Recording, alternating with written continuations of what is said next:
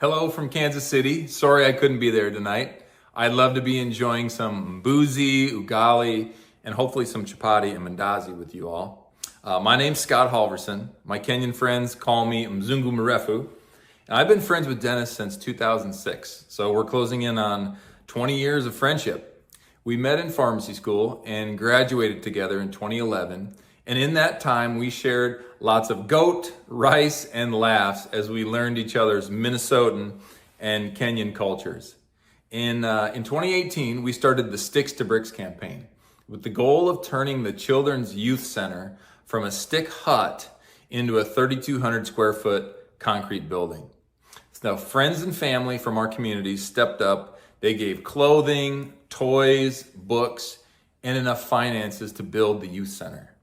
Dennis worked virtually with the Fundi, the contractor, to build our building. And it was fun to see pictures streaming back as they built it. And one of the best parts of that all was the jobs that was created for some of the men and the boys in the community. There was a micro economy that grew around this project. Then in 2019, Dennis and I traveled to his hometown in Kitui, Kenya, to celebrate the church youth center opening. It was my first time traveling to Africa, and it was such an amazing experience. We didn't have any time to sightsee or safari, so we spent our 11 days meeting the local people and seeing the conditions of the villages, churches, families, and farms. So one of the things that stood out to me as an American was seeing these under construction cinder block buildings. You couldn't tell if they were new construction going up or old being torn down. Most were actually new buildings under construction. And when you pass through a small town, it's the opposite of what's happening in America. The small towns here are fading away and population is dropping. But in Kenya, the small town population is bursting at the seams. And as you drive down the gravel roads, you'll see people walking everywhere. Kids seem to be coming out of the woodwork. In the village of Yanombe, which is like a suburb to another small village, Kanyangi. It was so tiny. It didn't even seem like a town. But over the past few years, it has really blossomed and our youth center is now filled up. So when we were there, Dennis took me to his elementary and middle school where he grew up, sat by the goats while he did math outside, and probably took a few paddle swats when he was talking too much. But one story I'd like to share. When we arrived, Dennis's teenage nephew, Denu, pulled out some soccer balls that we had brought, but we forgot to bring an air pump. But that was not a hindrance. He demonstrated the resourcefulness that you see in so many of the kids and a bright problem-solving ability by opening up a pen, emptying out the ink straw, and inflating the ball. Quick thinking and resourcefulness and industriousness in the kids.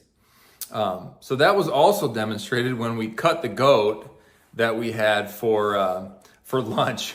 The young kids, even 3 and 4 years old, were on top of cleaning the intestines. They had water and they had these large straws to blow out and clean out the intestines, which, by the way, was probably my favorite food, matumbo. Now, juxtapose that youthful resourcefulness against an economy that doesn't have much for jobs and has limited schools. So you start to see the effects in the adult population. Many of the men who have not moved on to doing engineering or science in the big city end up drinking. So I believe in Dennis's vision to educate and train these kids in STEM to provide all kinds of opportunity for them right in their own community. So just look at what a borehole and a water tower that Dennis invested in has done for their community. All kinds of crops and livestock and subsequent new jobs that were just never there before. So here's an example of how I could see this play out. I don't know if anyone in this room has taken up the hobby of 3D printing, but I've gone all in the last 6 months, and I can just picture one 3D printer for $1,000 with kids who are trained on it. It will be printing irrigation parts, motor vehicle parts, farming equipment, building parts, house goods, recreational parts, and in multiple materials. And they could print these pieces same day for pennies on the dollar. But the foundation of this is math, science, and technology education.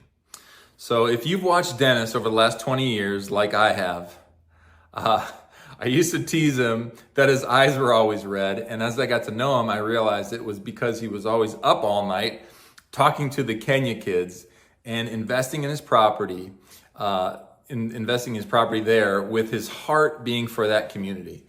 And I believe the transformation we see in those kids will look a lot like Dennis's story.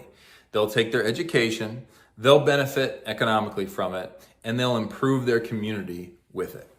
So one of the most rewarding things about doing a friend and family project like this is the direct impact that we saw. With around $25,000, we were able to build a 3,200 square foot youth center that has been continually maintained and improved upon from the day I stood there looking at the last piece of red sheet metal going up on the roof while the roofers who were barefoot while constructing it were putting that on. So in the US, it's hard to make $25,000 go anywhere. But on a project like this, your dollars will see great impact. But most of all, I hope you all have the chance to go to Kitui someday. It was one of the best experiences of my life that I'll never forget, and I hope to go back with my wife and kids very soon. Thank you.